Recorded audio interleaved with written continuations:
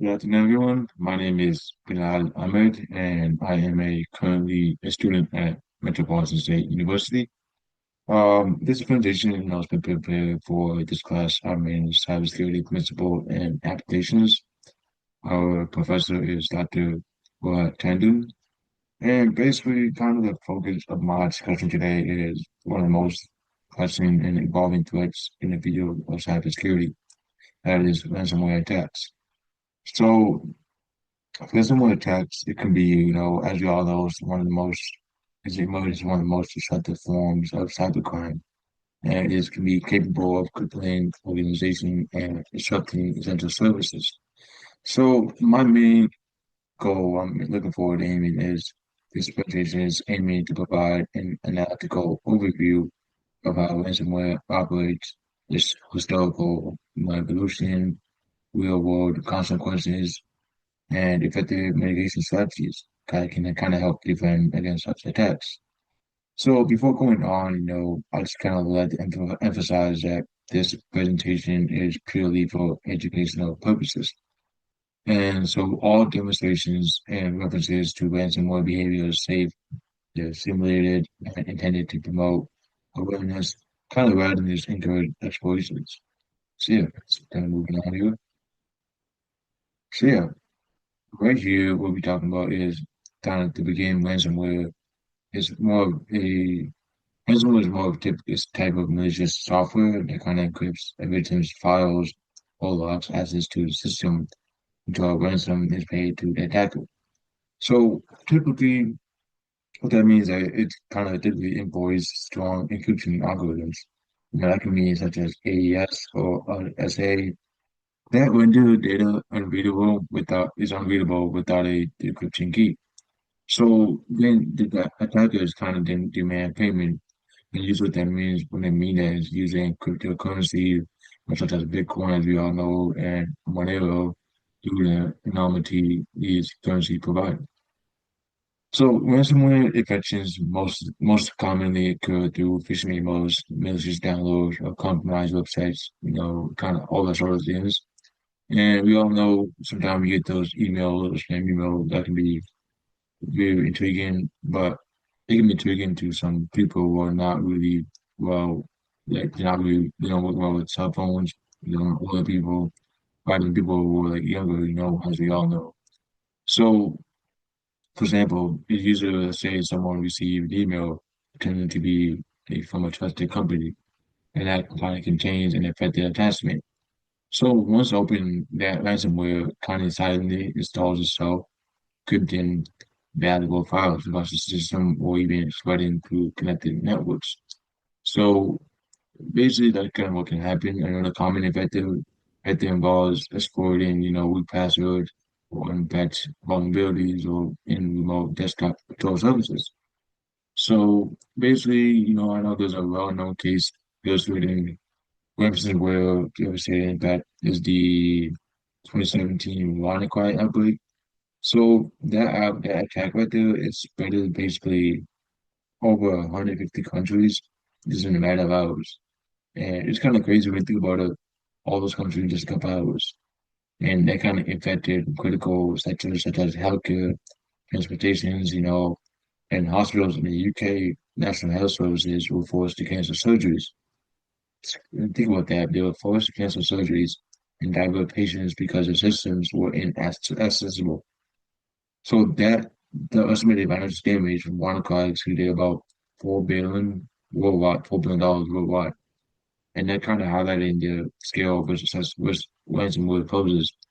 So when you think about it, that's basically affected about 200,000 computers globally around the whole world. And this is because of that one email or that one thing, people don't realize that how much that can spread worldwide, how long it can spread. Because more like they hack into, their phone or computer, stuff like that. So yeah. Next we have the evolution of ransomware. So ransomware kind of goes way back to about more than 3 decades. And so it kind of shows a clear trajectory from primitive attacks to highly organized cybercrime operations. So I know the first known ransomware was the AIDS Trojan, and that appeared in 1989. So it was distributed via floppy disk to medical researchers and demanded a ransom sent by mail. So rudimentary, it introduced the fundamental concept of digital extortion. So by 2013, ransomware had evolved significantly, as you all know, the emergence of CryptoLocker, which was used asymmetric encryption and demanded Bitcoin payments. So CryptoLocker marked the beginning of ransomware's transformation into a profitable criminal enterprise. So throughout the 2020s, we have seen the rise of ransomware as a service, or RAAS, which allows attackers to run ransomware toolkits. And not just that, but hackers also can share profits with developers. And mainly this model has lowered the technical barrier to entry, allowing less skilled criminals to launch sophisticated attacks. So yeah, groups such as Lockbit, Rook and Conji had pioneered the use of double and even triple extortion techniques. And that what that means is encrypting data, stealing it, and threatening it to publish it online. So yeah, these tactics kind of amplify pressure on victims, forcing them to pay to avoid public embarrassment or legal penalties. So yeah, the evolution of ransomware demonstrates how cyber criminals continue to adapt and cybersecurity defense improves. So let's move back there. Let's see, go back. Yeah. So right here we have how ransomware works. So kind of demonstrated, we did some steps here, but mainly the mechanics of ransomware. It can be attack can be broken into several, different stages. So first, the attacker kind of just gains access to a target system, and what that means, target system meaning, through phishing, emails, social engineering, or even exploiting vulnerabilities. Second, we have the ransomware executes. They execute ambient encryption files, monogamy using advanced cryptographic algorithms. And this process, typically targets key directories such as documents, desktop, and shared network device. So once that encryption is complete, basically a ransomware note appears. And basically it kind of demanding payment in exchange for the encryption key. And as you know, this is kind of what mainly a hostage situation where, demanding payment for the encryption key. So many Winston notes contain a countdown timer. What that means is they warn victims that their files will be permanently deleted or even leaked if they fail to pay within the certain time frame. So modern ransomware also frequently include a data exfiltration phase, where sensitive data is copied to attack control new servers. This kind of adds a additional layer of blackmail pressure on the victim because based not only that they have sensitive data, but they also have almost a basic. It's think about it as a way where like it's a puzzle. They basically in the puzzle in a hostage situation, right? They want this for this, but the person on the other side is more in a complicated situation because they're kind of living screwed. So basically, in a safe, simulated environment, one could demonstrate how file encryption appears to work by using a harmless PowerShell script that kind of renames files or changes their extensions. And what this visually illustrates is how ransomware can rapidly take control of a computer's file system. So, however, in real-world attacks, encryption kind of occurs almost instantaneously and often goes undetected until it's too late. So, yeah. So basically, we have, the real world impact and what kind of has in ransomware. So basically, consequences of ransomware, they're really profound, affecting individuals, businesses, and governments alike.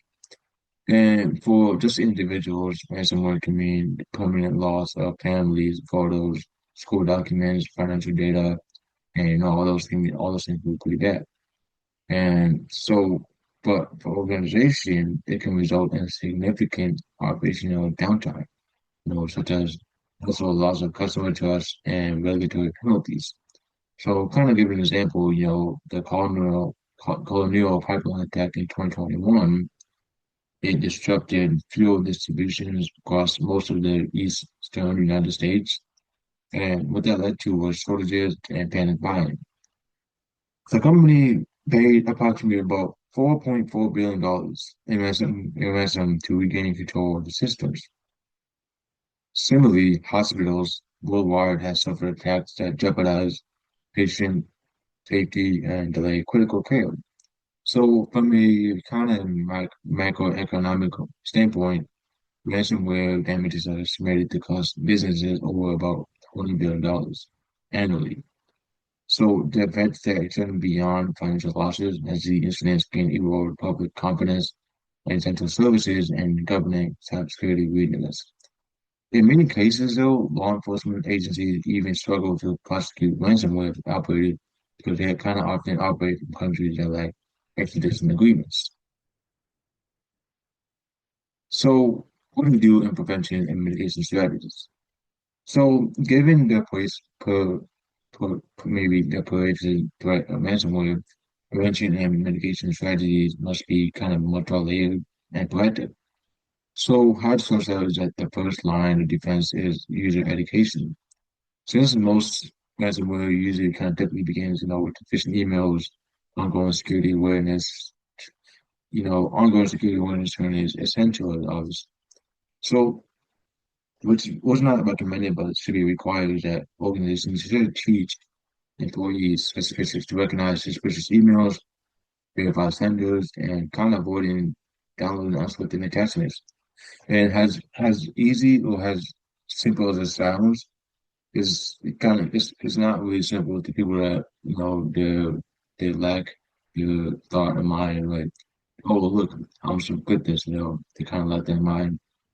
But from a technical perspective, endpoint detection and response EDR system can identify suspicious activity early. And these systems kind of monitor file behavior, can detect abnormal encryption patterns, and isolate infected devices can the spread. So regular data backup are also another critical safeguard. Three-to-one backup rule, meaning three copies of data, two types of media, and one offsite is basically a widely best organized, best practice. And isolating backups from the main network ensures that ransomware cannot encrypt them. Kind of for the more timely patch management and software updates, close vulnerabilities that attackers often exploit. And finally, an organization must have a well-defined incident response plan. And what that means is should be, including steps to isolating infected machines, communicating with stakeholders. And I know we all know communication is one of the big things, but, in a situation where, everybody's, on the computer, they're trying to take down, right? They're trying to take down, the hackers. Communication is always key because, you might have steps, you might have something you miss. It can have a big effect on the company. And also engaging law enforcement and initiating recovery procedure. And just testing these response plans, regularly is a key to minimizing and disruption during an actual attack. And so right here, lastly, we have summary and key takeaways. So, the summary overall, the ransomware kind of represents a complex and evolving threat that continues to challenge cybersecurity professionals all around the world. And, nowadays, colleges, students, internships, jobs, training, anything, we should always be aware of ransomware and how important it is to the everyday world out there. Because its evolution from basic file lockers to sophisticated data leaking, criminal enterprises kind of highlights the need for continuous vigilance and adaptability. And so the most effective defense strategy kind of combines technology, training, preparation, all those things, and cybersecurity awareness must, and I can't say this enough, but it must become part of every organization culture, supported by investment and protection tools, secure configuration, and data systems. Yeah, ransomware is not an issue that can be completely eradicated, but its impact that it has can be significantly reduced through proper planning and layer defense mechanism. And ultimately, prevention is always less costly and less damaging than recovery. And here we have the references right here listed below. We have stopransomware.gov covering the ransomware and other disruptive events. And yeah, this kind of closes it off right here. Just want to appreciate you guys. The closing ransomware remains one of the most formidable challenges in cybersecurity landscape. And its ability to kind of just paralyze and think about for a moment, how can I stop this attack? What can I do? Talk to your team, communicate with your members, communicate with the partners, it's one of the most key things. And this kind of ability to paralyze organizations and disrupt lives underscores the urgent need for comprehensive defense strategies and international cooperation in combating cybercrime. And so, as cybersecurity professionals, students, future leaders, professors, all those things. In this field, it's kind of our responsibility to remain informed, vigilant, and proactive, because by prioritizing education technology, kind of by prioritizing education, technological investment, and ethical practices, we can reduce the likelihood of successful attacks. And we can also not do that, but we also have to protect both personal and public digital infrastructures. So once again, I want to thank you for your time and attention. This is my presentation of ransomware attacks.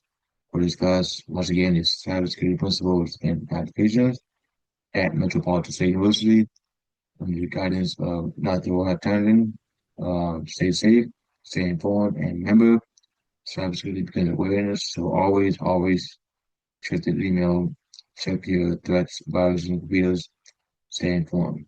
Thank you.